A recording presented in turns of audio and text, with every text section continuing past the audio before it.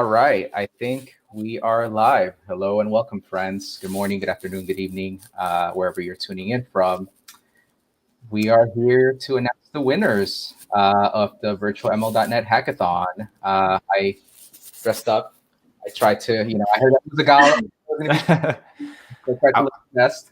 You look fantastic, Leith, as always. I'm trying to have a white shirt as well. So yeah. Thank you. I dressed up as well. Yeah. Is that So I guess maybe we should start introducing ourselves, and then we can get into it. So I am Luis. I work at Microsoft. I work on docs for ML.net, .NET for Spark, and Azure Machine Learning. And I help along with these fine folks co-organize this event and the other events from the virtual ML.net community. You guys want to introduce yourselves? Yeah, I'm Bree. I also work at Microsoft. I am the PM for ML.net, and it's tooling. And I'll hand it off to Alexander. All right. I'm Alexander. I do not work at Microsoft. I work at Gala, but I am a Microsoft MVP, and I am helping out organizing this together with y'all. And I'm Jonathan Wood. I'm a software developer, also a Microsoft MVP, and mostly do ML.net videos on YouTube. Awesome. All right. So first of all, want to thank all of you folks for the submissions. They were all really, really great. And we're not just saying that. They were really great. You made it really hard to decide. It was really tough. Unfortunately, there's only a few. Unfortunately, there's only a few that we could select as sort of, out of the bunch. But again, they were all really great. We really appreciate the passion and the commitment that you folks put into this and the effort that you put into it. We know that it was a very short time, and all of you folks have a lot of stuff going on, right? We know everybody has lives and stuff to take care of. So coming up with all these really innovative solutions in 5 days, maybe even less than 5 days, is nothing short of impressive. So we want to thank you folks. Yeah, super impressive, fantastic submissions. I can just say that. I had a blast watching them yesterday, and I was just very impressed by everyone. It was very interesting to follow along and see that. And some great videos too. Yes. Loved it. Unfortunately, we don't have a category for best video, but one of these submissions could have won that one. We'll share that with you. All right. So do you folks want to get into it, or? Let's do it. So I guess please, just to get the rules out, that we're gonna play all videos, right? And then we announce the winners, and winners in plural, meaning that we'll have one winner, but we're gonna have a couple runner-ups as well, because they were just also good. So I think we will have 3 teams, right, going to be invited to join the Net stand-up. Yep, that is correct. Yeah, and you're gonna hear more from us in the US. There's holidays coming up next week, so we won't be streaming anytime soon. So early December is when we will be having that. So we'll be reaching out to the teams who we selected, the top 3 teams, and then we'll invite you folks on. So hopefully you can join us. All right. Let me see here. Let me try to share my screen. All right. So these are all of the submissions. So there were 17 teams, or 16 or 17 teams or projects that initially submitted. And out of those, there were 10 submissions. So that's really great. And again, there were a few who, they started the projects and, unfortunately, again, because things happen, life happens, couldn't really complete it. But we also want to thank those folks for participating, right? We think that, again, 5 days was a short time. So it was definitely a big ask, but just putting in the time, and hopefully some folks learned a few things in the process. We really appreciate that, and definitely want to recognize it as well. So we'll start off with Packet Team here. You can read their submission here, their idea and their solution. There's also the source code here associated with this project. But let's go ahead and watch the video here.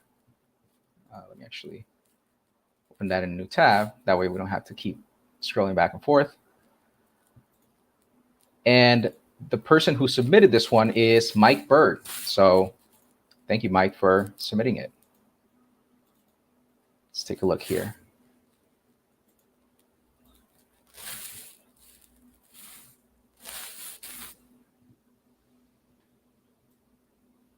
And I think you're not sharing the audio yet, Luis. Show a demo of that approach. There we go. And talk. Thanks for that. Start from the beginning. Hello, I'm Mike, and this is my submission for the 2020 ML.NET Hackathon. In this video, I'm going to go through the problem that I set out to solve, the approach I came up with, and show a demo of that approach, and then talk briefly about how this could be applied and what the next steps would be. So the problem I was looking to solve is, given some network data, can we leverage ML.NET to build ourselves a model that can identify the difference between regular network data and malicious activity or malicious agents on our network? So the approach that I'm using has 4 steps. First, we need to generate some network data that consists of both normal activity as well as some malicious activity. And then we're going to capture the packets of that network data. Then we're going to process and label that data so we can identify our malicious activity from our non-malicious activity. We're going to use that data to train an ML.NET model. And then we're going to use that model on some new network activity to see if we can identify the malicious traffic. So, in the interest of time, folks, we're kind of going to skip through some of the longer videos. That way you kind of get a gist of what's going on. You see the demos and the intros and get a sense of the project.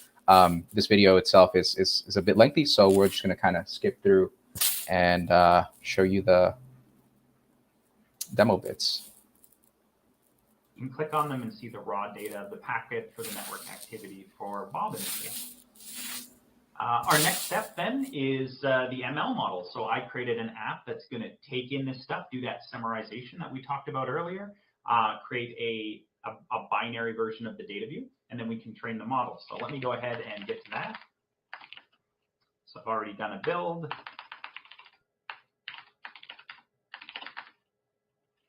And the way that I set up my project is I send a number of command line flags here. So we can send the different actions that we want to do. We can tell it to do summarization and such. So I'm just going to paste in the command that I want to run here. So what this is going to do is the action is prep summary data, the data directory. This is where we contain all of our PCAP files. So this folder is where I put the PCAP files that we generated. The output is going to be a binary file for the data view generated by ML.NET. And then we have this ports file. So like I mentioned earlier, if we use every port available, that's going to generate far too much. The vectors will be far too big. So I have a CSV file here with the top 200 used ports. So we can specify a ports file, and that ports file is going to kind of limit the data. So if we run this, it's going to log some stuff out. We can see we have our Bob files here, our Charlie, and our Chuck here. So the data preparation phase in this takes the longest amount of time, and the more data you have, the longer it's going to take. I'm going to pause the video here, and I'm going to let this do the summarization.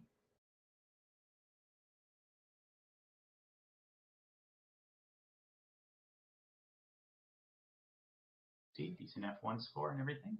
So now that we have this trained model, I've generated some new network traffic with some different IPs, and I'm going to run this model on that new traffic. So to do that, I'm just going to paste in the command here. We're basically going to call the detect malicious IP action, give it the data, the ports, and what model we want to do.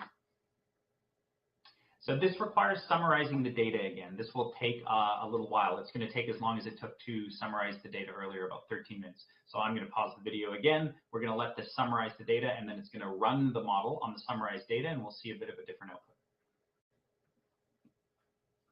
All right, we've summarized the new data, and we've ran the model against it. So we can see the logging up here is very similar to when we just summarized the data to start. Now that we've run the model against it, we can see that we've detected 396 malicious packets within here.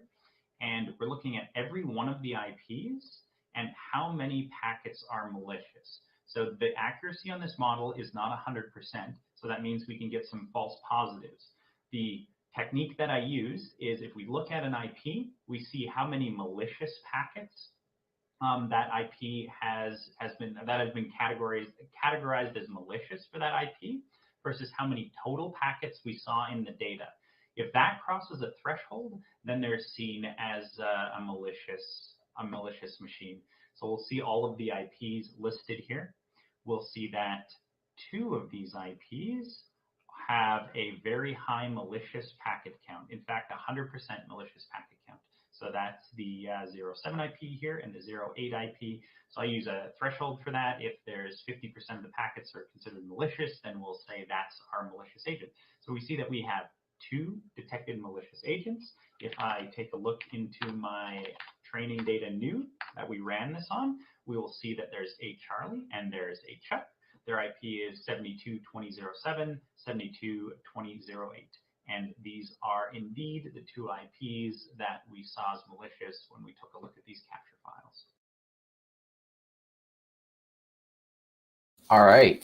So that was a really neat demo. I thought it was great. There was training, there was data prepping, there was data generation, all sort of the steps in the machine learning flow. So Absolutely. A very practical. right, yeah, use case, too. absolutely. All right, let's move on to Photobombers. And this one was submitted by Paul Amazona. So Paul, thanks for your submission, and thanks for this really great project. Let's get to the video. Hi, welcome to the Photobomb CLI demo. Let me introduce you to the idea. Basically, this is to help people tag photos based on the objects found in them. Then you can use these tags to easily find, filter, or organize their photo collection. We can do this now by manually adding tags. Let's say, let's tag the picture of a dog here. So, enter and then apply. Okay, that's been we do tag dog. That picture will appear. However, if you have lots of photos, we want this to be automated. This is how Photobomb CLI will help us. Let's run it now. So we have Photobomb CLI, pass the directory with photos, and then it will go through each of the photos and find the objects and then tag them accordingly. And then if we go back here and search for, let's do a wildcard, search for all tags. We can see all the tags for each photos are there now. If you notice, image 1 doesn't have a person tag, even though it has a person inside, right? Let's adjust the confidence threshold when we run Photobomb. So I'm going to pass 50% threshold. It will go through and then try to detect based on the threshold. So let's open that again. And then do a wildcard tag. And as you can see in image 1, we have the person tag added. By the way, you can also search these tags in Linux using exif tool. So if I do this, run it in another photo directory, search for bicycle in person, you have 448, 542 FFF. As a result, let's cross-check this with Windows, open images, and then search for bicycle or Windows. You get FFF, 542, and 448. Yep. And if you want to know more about Photobomb, feel free to explore the project repo. Thanks. That was I think, a really fun one as well. I think I get like the Google Photos vibe here, where you can search for like a cat in your Google phone. It'll take up all the pictures of your cat that you've taken yourself. The application, and I really like as well the fact that there's privacy aspects of it, right? Like maybe you don't want to upload your stuff to the cloud, so you can just use something like this, train on your own images, and you don't even have to upload anything. Yeah, very. There's been so many times where I want to show a picture to someone, and then I'm like scrolling through my phone trying to find it, or like scrolling through my computer trying to find it, and it's just like really awkward amount of time. I'm trying to find the picture, and then they're waiting for me to show them the picture. This would be super helpful for that. Yeah, I agree. Awesome. All right. Do you want to move on to the next one? Let's do it. Awesome. All right. Okay, so this one comes to us from Yinka. Thank you, Yinka, for the submission. And essentially, this one, it's and I believe it's a image classification sort of application for detecting lung disease with chest X-rays. So let's take a look at the video. Hi, this is Yinka Olufela from Nigeria. This is virtual Embed.net Hackathon 2020. This is your rating. We are working on a web solution for the pulmonologist where this web application can visually inspect and classify and X-ray chest diseases. In this video, I'm going to be walking through you on the web solution and the project we used to build the module for this.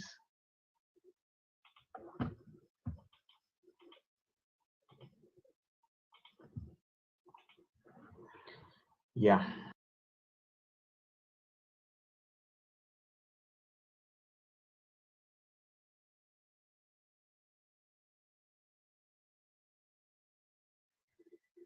When you run it,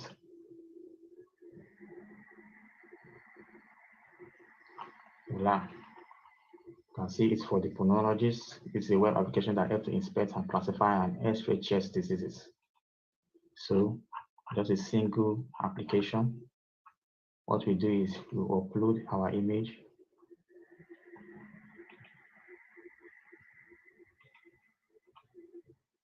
You see it's uploading the image and processing the image.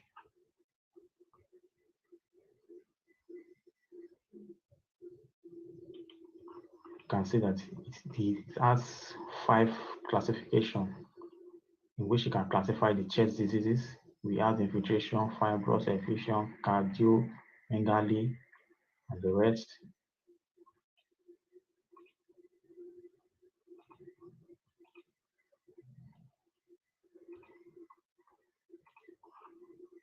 You can see the output.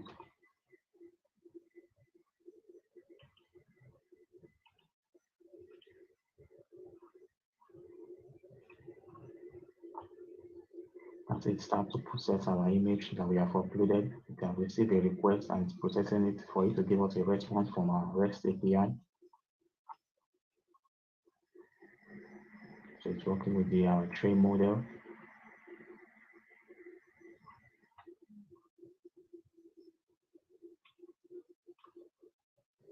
And also this has to do with our model inputs, the prediction, the image prediction, the memory,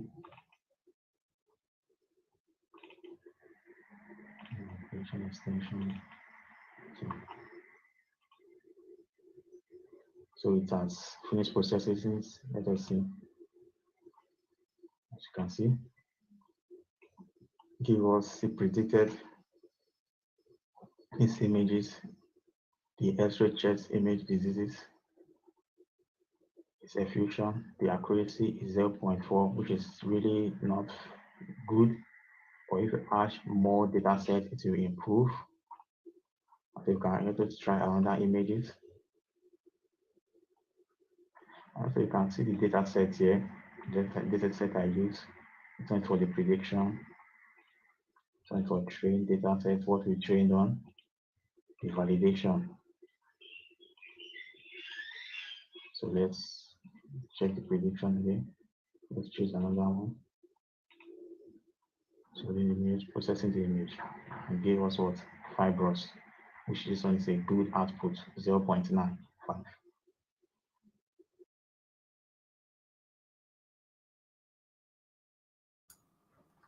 All right, so that was a really great submission, very applicable to the real world. I like that, it was, sort of took some time to design. I really like the design. It's nice and clean and really simple Absolutely, to use, yeah. which is nice. It's really nice. Yeah, and as I said, like it's an end-to-end solution as well. Model, web app, everything there. So very, very cool one. Again, it's just like the level is very high for these submissions. Yeah, absolutely. Let's see. So we have this other submission. Let me pause for now. This one comes to us from Gregor here, and essentially it's a Chrome browser extension that tries to classify whether your Twitter DMs are toxic or not. So I could see this being very useful. So yeah, let's check it out.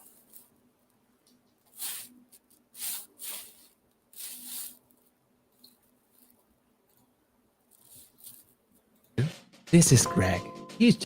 Has this ever happened to you? This is Greg.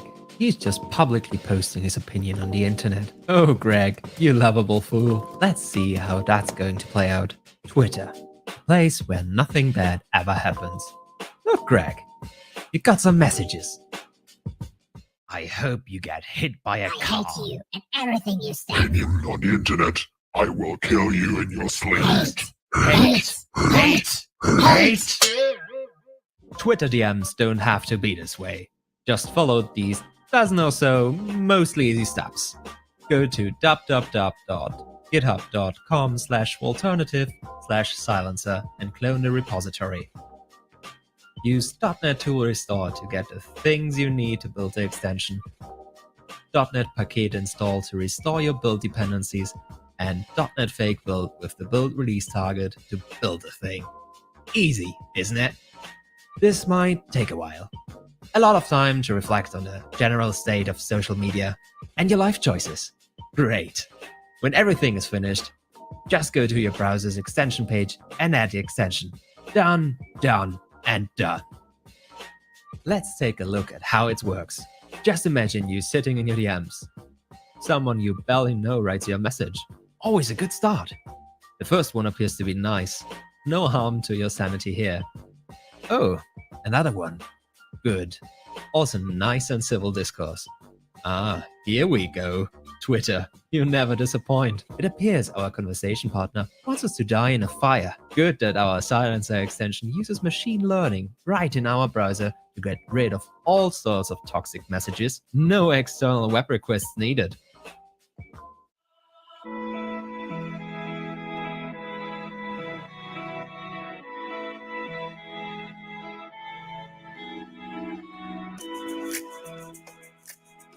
You did it! All the people who want you to read the inane garbage are now shouting into the heartless, empty void. You and your sanity are protected thanks to the wonders of ML.net.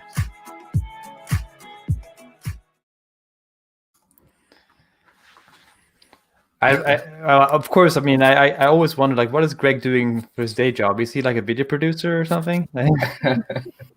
Yeah, he didn't even have to submit a project, just submit the video and that's it. Yeah. I mean, I know I've done a couple of videos myself. I know how hard it is. This takes a lot of time to produce the video by itself. Exactly right. I mean, it's bad enough, that you got to put together an actual project and then on top of that, the video. And John's here like, yeah, this is easy stuff. I wish I could make videos like that. The use case would be like the Twitter DMs, being able to filter them out would be very useful for women in tech, actually. Absolutely. Some of the messages that I've received, they're not great. Not that extent where to die in a fire, but definitely. There you go, Gregor. You have an audience and potential customers. Right here. Apparently, Greg is actually answering here on the YouTube chat here and says his girlfriend did the edit. Well, good job, her. That's awesome. Yeah, absolutely. Yeah. Let's see here. Okay. Okay. So now we have smart labeling. Let me see if there's additional information here. There's not, but this one comes to us from Daniel. Right. So yeah, let's take a look.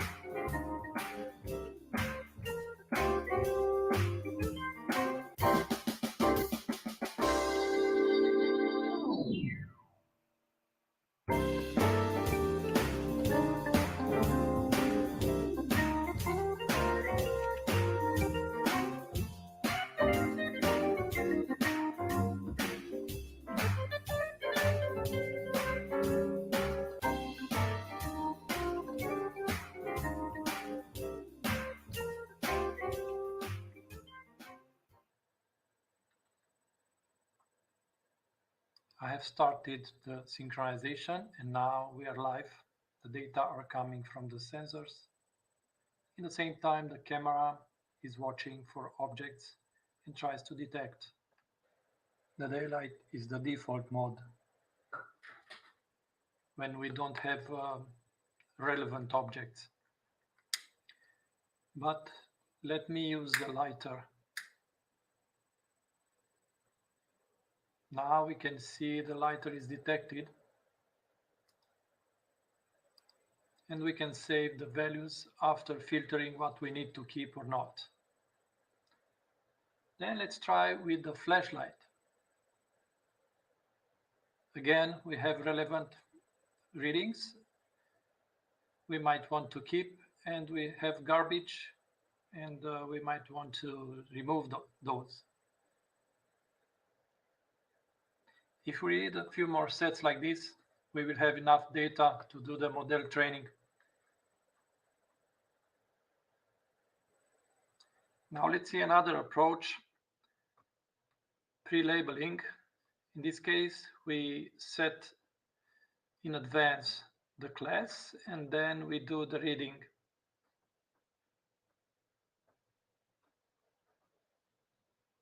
The difference is we don't have an AI, but we are the one who set the class in advance. So far we have enough data sets, so we can get to the next phase, trying to train the model. We can see here the data sets. We can choose which one we have to keep. And then let's train the model.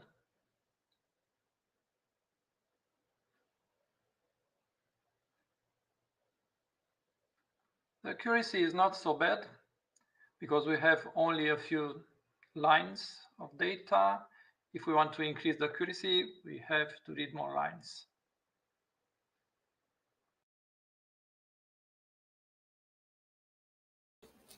All right. That was interesting. It's not, I mean, there is some training involved, but it's interesting how it applies machine learning to like trying to create data. So yeah, it's a really interesting use case. It's definitely outside of the box, right? So, And there's yeah. companies called like Data Loop, for example, doing those kind of things as well, like data augmentation, data creation, that labeling itself. Definitely very interesting for sure. Yeah, absolutely. All right. Let's see here. Let's take a look at the next one. So this one it's from Team Stonks Inc. And Joey is the one who sent in the submission. So essentially what it tries to solve is using time series from ML.NET and plugging it into the Alpaca API, which I believe is for financial and stock data, and just trying to forecast, I believe. So yeah, thanks, Joey. Let's roll the tape. Oh. Huh. That's interesting. Yeah, I used to work yesterday at least. Let's see, maybe. Yeah. Oh, there you go. Perfect. Hello, y'all. This is Stock Inc.'s video presentation for ML Hackathon 2020. I'm here to demo my application for basically an automatic stock trader. So let's jump right into the code real quick. Basically what it does is we're going to take a bunch of historical stock data and take up-to-date stock data, set them into a in-memory collection. We're going to then, every single time a new stock update for any one single stock symbol comes in, we're then going to run a machine learning model on all the previous data and the new data, figure out whether or not we think it's going to go up or down in the next minute, and then either buy into that or we're going to sell. So if we think it's going to go up, we're going to buy. If we think it's going to sell, or if we think it's going to go down, we're going to sell. The stock symbols are all saved in a configuration variable, and so we pick the top 50 stock symbols. So the first thing we do is we go and we get the historical data for all the stock symbols in our list. We then save that. So we save each individual one into memory. And then we connect to a streaming API, which will get us our up-to-minute data. And then what happens is each time one of the stock symbols changes, we're going to run this function. What the function does is it takes the new data that we just got, whatever the new stock information that just came in was that triggered this change. We're then going to add that to our input list. And when we're actually running this model, we're not training on the actual price itself, because what happens is with a machine learning model, if you just use the price itself, a lot of times it'll just predict the same price, because that's usually a pretty good indicator of where it'll be next time. And so you get really good error scores, but it's not really helpful when you're trying to actually predict what the next price is going to be. So the way to get around that is we calculate the price difference, which obviously changes every minute. So that's what we're actually going to be training on, using a time series trainer. The time series trainer is basically from a tutorial from Microsoft. And so based on that time series of price difference and changes, what we do is we make a prediction. And based on that prediction, we look at what we think it's going to be in the next minute. Or do we think the price is going to go up or down? If we think it's going to go up, what we do is we call the Alpaca client, which allows us to both get historical data and make trades to buy into that position. So either buy and either if we already have a position, keep it, or if we don't have enough of a position that's configured, then we then buy that.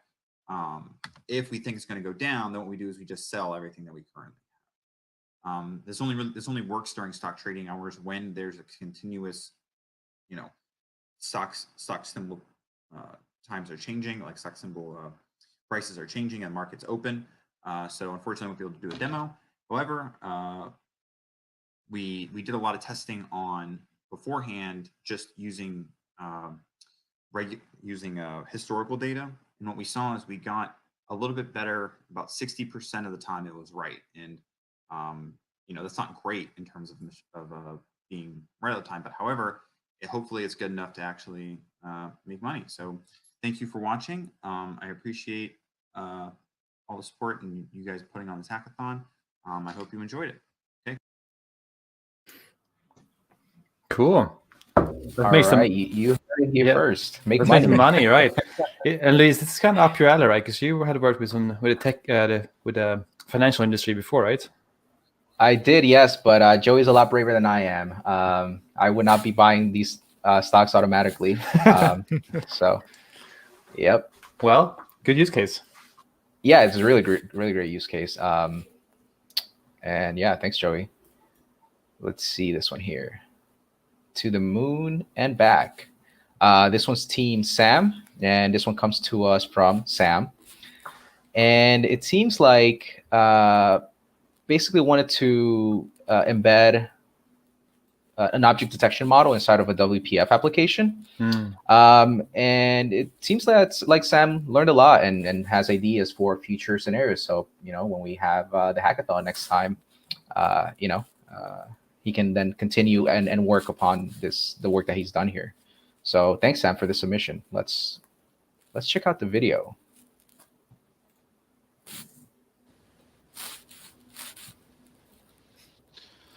Hello, my name is Sam. This is my submission for the hackathon for ML.net.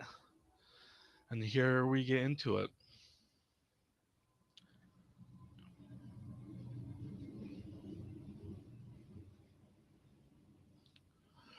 I decided to focus on the object detection workflow. I'm going to start this here. While this is booting up, the real hero is this sample from machine learning sample. It goes over a object detection transforming a ONNX model, which also has a ASP.NET web app, as well as a WPF. My project is built on using .NET 5. The purpose of it is to help user to capture, label, and train and evaluate all in the same place. Currently, with object detection and machine learning labeling, you all have to go to different applications. For example, if you want to label the pictures, Microsoft recommends the VOTT bot. For mine demonstration, I'll be using a tiny LOLO.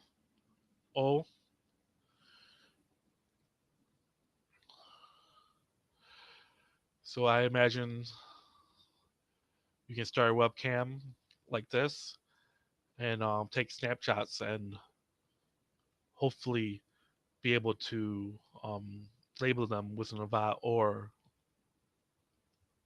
within the actual application. So I'm going to stop this right here. Location for what I imagine labeling would take place. Training. Currently, you can do model builder and train your object detection on Azure. But for those who don't have a budget,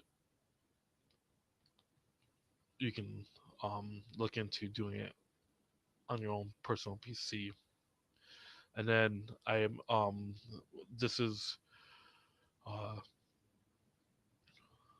where most of the sample comes in at. So hopefully this starts up.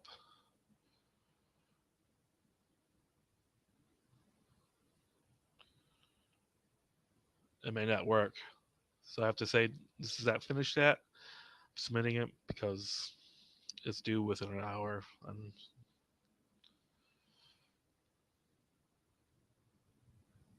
here is a person. You can do some other things with it. I think you can also see the chair. It's still pointing to a person.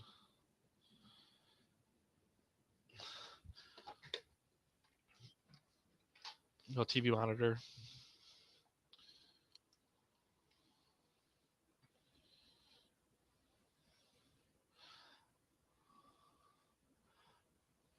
Well, that's about it. Thank you. Awesome.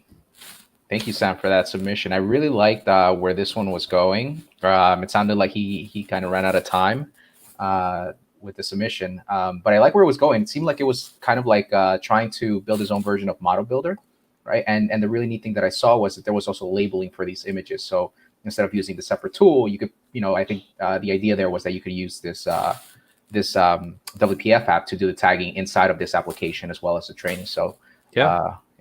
Very fun. I was happy to see some WPF as well. It's been some years since I worked on that. Absolutely. Yeah, and I think Sam, it also provides like another sample for folks who want to see what WPF apps look like. In our samples, we don't have enough of them. Part of it is because you really couldn't do it before .NET Core 3.1. So yeah, thanks for providing that. That just adds to the number of samples out there showing these desktop apps with ML.NET. All right, let's see this. Team High Five here is the next submission. And this one comes to us from Sumi and Rohan. And let's see what the problem statement is. They use banking, so another finance. So I think that should be the new ML.NET slogan. Use ML.NET, make money. So this one, I think it's trying to predict some sort of sales anomaly or some sort of like load of systems and things like that. So yeah, They use different techniques. Cool. Let's watch it. Let's go for it. Let's see.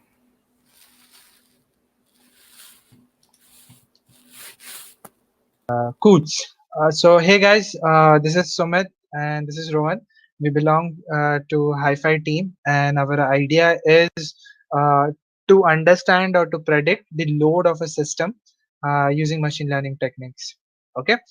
Uh, so let me stop my video first, and let me go back to uh, uh, the presentation screen, and let's go through the deck. Okay. So, like I've mentioned, we are trying to understand how we can develop a machine learning technique so that the DevOps operation or any applications where there is a site reliability or something that can be enhanced, those type of. So basically predicting and improving the systems or services. Okay, so let's go to our problem statement. So in this problem statement, like I've said, be it a Black Friday or a normal weekday, systems need to be all of the time, right? And the user has this impression that it will be up whenever he or she requires. So predicting load of a particular system will definitely help the DevOps team and the engineering team, so that they can set up a system, they can estimate how much the load will be on the system and all those things. Particularly for this hackathon, we will take the example of a banking system so that there are different services in banking system like mutual funds, withdrawal services, debit services, credit services, and we have to, if we better understand those services, and we use machine learning technique to understand those services, improve those services, improve the load of those services, we can help the individual bank to serve their customer in much better way, and that will help them to garner to involve a lot of customers, a lot of more customers. So our example, so out of this big chunk of problem statement, we narrowed down to one single problem statement. So we chose the banking domain as we specified in our problem statement. But there were multiple services in the banking statement. We chose only the withdrawal services since it is heavily used by the folks. But this solution is not specific to this service. Again, this solution can be incorporated in any services like mutual funds, etc. So what is the gist of our hackathon idea is, we are trying to build a machine learning model. If you give a particular day to that machine learning model, it will tell you the potential customers, which how many customers or what will be count of the customers who will be using that particular service. In our case, it's withdrawal service. So indirectly you're trying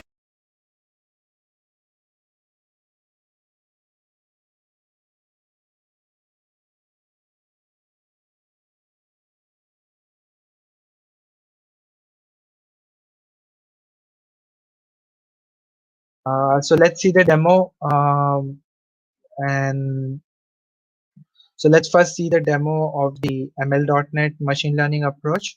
And in the machine learning approach, like I've showed, I've just taken the data set. Let me show you the data set. So this is our services dot data.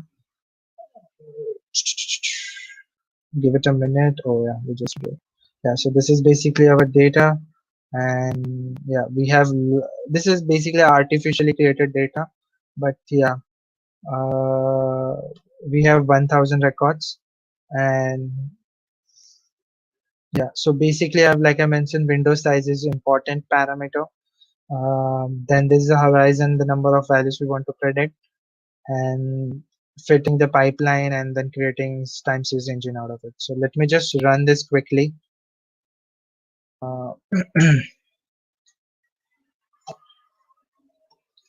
Let's see.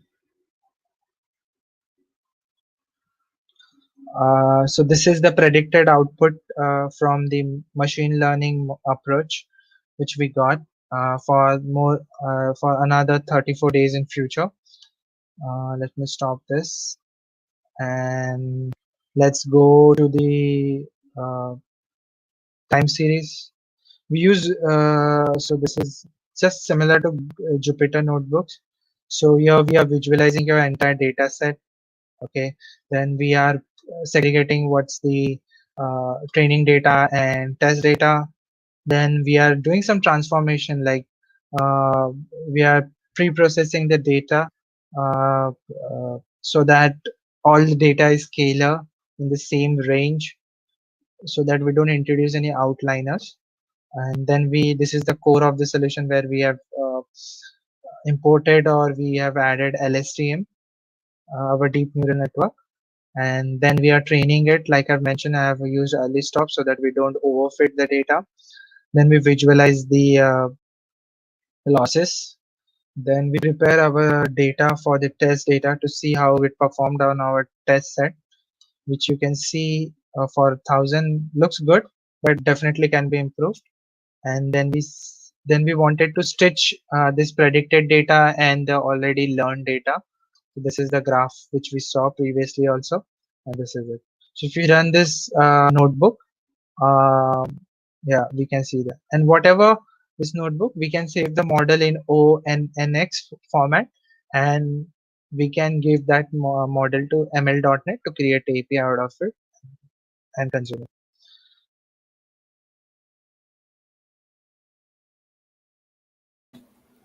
All right. So that was really interesting to me, mainly because it used two different approaches, right? One used TensorFlow, I believe I saw, or Keras, and one used ML.NET. And Rohan and Sumit, we'd love to hear, your experience between both of them, and which one you found easier or preferred using, and which one solved your problem a little bit better. I think at the end of the video, if folks are interested, I think they go over that a little bit. But yeah, so you can check this one out. Absolutely. A lot of context there, a lot of content. Very interesting for sure, especially going that hybrid world, I guess, between the Python data science world and the .NET science world. Absolutely. So Lisa, I think we have 2 more submissions left, right? We do. Yeah. And they're actually a bit, they're really good. One's regarding Bibles and education, and the other one's regarding wine. So, yeah. So it's Friday night. So I mean, the wine one may be something I use tonight myself. Exactly right. So who does this one come to us from? It comes from Mercia. Apologize if I mispronounced that name there.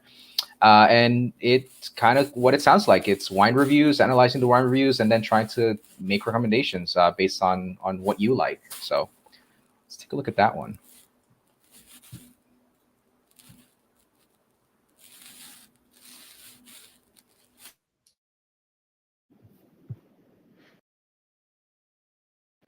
Hi, my name is Mircea Togaru, and I'm a senior software engineer. I like wine, which is why my submission for virtual ML.NET Hackathon is an application that relies on machine learning to identify the right wine for you based on the description of its taste. Now, to achieve this, I have started with a Kaggle dataset. This dataset contains more than 130,000 wine reviews from WineMag. So these are reviews made by professional or enthusiast sommelier, basically wine tasters. Now, the dataset contains many data points that I did not need. For my project, I needed a description because that was obviously the data that we're going to extract the features from. And I needed the prediction label, which in my case, I wanted to not only tell you the variety of the wine that fits your description, but also the region and country that it comes from, because even if the same grape might have different tastes based on where it's cultivated. So I have cleaned up the data set a bit, removed everything from all the columns that I didn't need, and combined the variety of the wine with the region and the country, since ML.NET only allows to train multi-classification models only on a single label. So the application, I basically fed the data set to AutoML and allowed it to start training, train for quite a while, give back the model, and I wrapped a .NET Core web ASP.NET MVC application around it, and this is the result. So let's say we want a wine that is sweet with hints of lime. This is a free text. You can type whatever you want. I'm asking for a suggestion, and it's suggesting me a Riesling from USA, from New York. But maybe I want something dry with lemon. I hit suggest, and a French Chenin Blanc apparently might be the best option for me. Or maybe let's try something with, sweet with chocolate.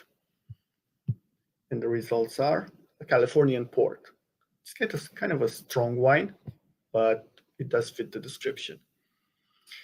Now, in terms of code, as I said, there's nothing complicated.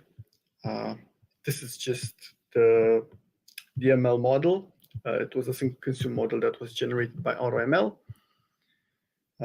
And really, the only interesting part here is the controller from the .NET Core 5 ASP.NET MVC, which just exposes one method, takes in the description, pulls in the model, passes it to the model, and it returns back a prediction.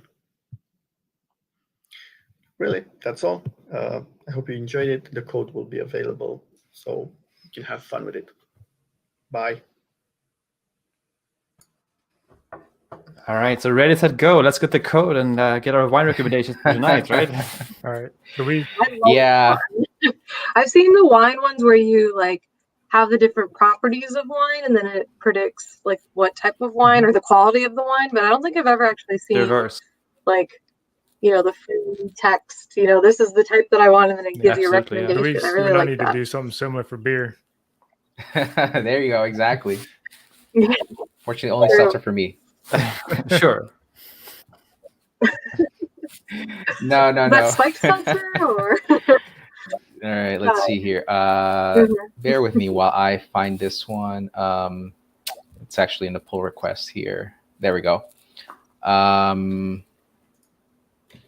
Let's see. Just want to make sure that we get this. And this one's text for education. And again, it's last but not least, text for education. Oh, there we go. Text analytics. Okay, so this one comes to us from Antonio. Antonio, thanks for the submission. And it seems like it's analyzing some text to find context and information about the story, what the text is about, and building some sort of meta model about the information within the text. So, yeah. Let's see here. Let's check out the video. Nope, that's Wine Lovers. There we go.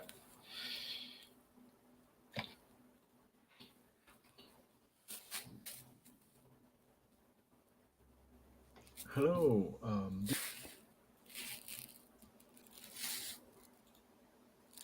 This is Team 12, Team Charax. I was working on getting a text sentiment for any kind of all of the Bible verses. So I went ahead and obtained a set of data in Kaggle, and I'm going to show you some of the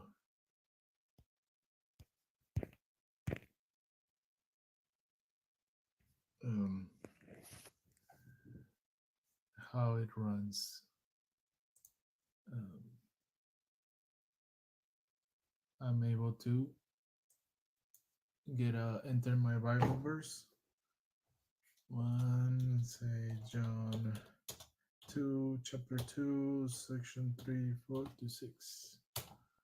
And it checks that the Bible verse is valid, and then enter the Bible version you're planning to use. So I'm going to use ASV, American Standard. After we go through, it says the Bible verse is retrieved, and hereby we know that we know him if we keep his commandments. It says it is toxic. It's true. I have a model from ml.net that is 75%. I can continue to tinker with this, but that is my submission right now. My plan is to improve the model with ml.net, add a nice Blazor interface to this. But I have submitted the code, so I hope be considered. Thank you for this opportunity. Awesome. Thank you, Antonio, for that submission. That seems like a lot of text to go through the Bible. Really, really good training data set there. Yeah, I mean, I think that's the right path, right? Going for a Blazor application and trying to wrap a nice UI around this. So yeah, it's very cool. Absolutely. So that was all the submissions, right? So thank you all so much for your submissions. They were a joy to watch yesterday, and I'm happy we could share them all with you as well today. Yeah, absolutely. So see you guys. Exactly. Now, unfortunately, we have to pick, right? We have to pick top 3 for this. So who do you guys think got the top 3? Yeah. All right. So do you want me to announce the number 3, and then next one will go 2 and 3? Yeah, let's do it. All right. So drums here. So all the top 3 ones here are going to be invited to the community stand-up first of all. So if you're selected as top 3, that's amazing. So you will be joining Brian and Louise there. But the third place for this Embed Hackathon goes to Daniel's Smart Labeling. Whoa, applause. Congratulations, Daniel. Yeah, that was really novel. The idea of using machine learning to train rather than just, not just training a model, but it was an out of the box type of idea. So thanks for that submission. Absolutely. All right. So John, do you want to announce number 2? All right, number 2 goes to Gregor for silencer. Whoa. Congratulations. It would be number 1 if it was only judged on the video alone, but yeah. I think that was a great use case. Very up to date in many ways. Very helpful.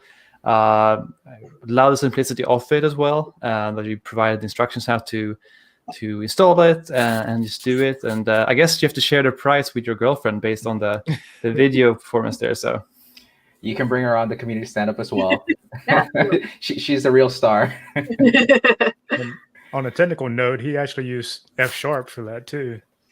Yeah, absolutely. Which it was the only F# submission I think that we received. So yeah, props for getting F#, giving F# love. Very cool. All right, who wants to announce the winner? That's you, Bree. No, you got this. Oh, is that? Yeah, it's all you, Luis. All right. Okay, fine. All right. So for the number 1 spot and the winner, again, you're all winners in our book, but there can only be one. So for number 1, we've selected the Packet team. So Mike, congratulations. Good job, Mike. Good job, Mike. Awesome submission. Yeah, Yeah, I mean, there was a lot of components at play. There was an end user app. There was training, generating data. Like there was so many components there. It was very, very complex, very well done, and applicable to the real world use case, right? So Absolutely, yeah. and it's honestly so applicable that I'm actually going to send the link to one of my neighbors who works with cybersecurity as that's in social level there, and he's getting into machine learning in cybersecurity, and it's kind of interesting to see something like that as well. Use case itself, how it's used, so definitely very interesting, I think. Yeah, absolutely. And we'll look at getting you a little bit extra swag for being the number one. And speaking of, people have been asking about t-shirts. I just want to give a quick update there. Because of COVID, things have been kind of slow, but be on the lookout. We'll make an announcement on the Twitter and everything once that gets all set up. But for our number one, so, the top three will come onto the community stand up with us, and for our number one, we'll look into a little extra swag for you. Amazing, and yeah, that's exciting. I mean, so t-shirts are coming out, and Luis, you said that the community stand will be sometime in December, right? Yep, early December. Second, possibly. Yeah, we'll possibly. Yep. And I would love to, whether it's next community stand-up or throughout a few community stand-ups, that we'll definitely mention. I would love to talk about all the different projects, and we can link to the videos as well. So everyone that submitted will be, featured. At least their projects will be featured, and then of course we'll have the winners on the next time. So yeah. So stay tuned. Yeah, absolutely. Yep. So that's a wrap from us. We really, again, just want to thank you for taking the time and submitting all of these really, really neat projects. I think that they're all applicable. I mean, honestly, I want to use a lot of them. I'm definitely using the wine one tonight, and Photobombers too. I'll use that to tag the ton of pictures that I have that I haven't organized yet. So absolutely. Yeah, and I just want to continue extending that thanks as well, guys. I learned a lot myself from reviewing these submissions. I got very inspired, and it was very exciting to see so many different use cases out there in the community. So thank you all for submitting them. Thank you for being a part of the community, and thank you for tuning in today. Awesome. All right, folks. We'll catch us later at the next virtual ML.net conference. We're trying to switch back and forth between hackathon and conference, so we'll be in touch, and follow on Twitter, follow the channel, and talk to you folks later. Have a great weekend. Yeah, later. Bye. Bye, everyone.